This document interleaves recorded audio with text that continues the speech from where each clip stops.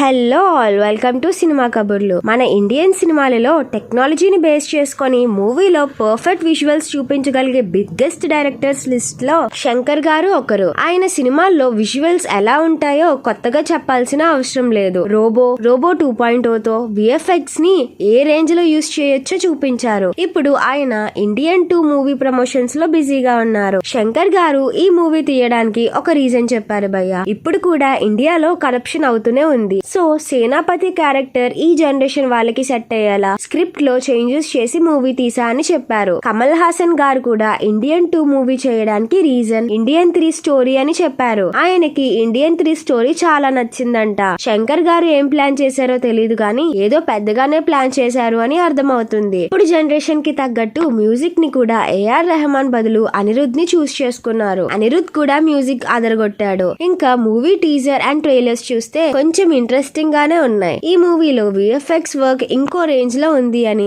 Output కూడా చాలా బాగా వచ్చింది అని మూవీ విఎఫ్ఎక్స్ సూపర్విజర్ చెప్పారు.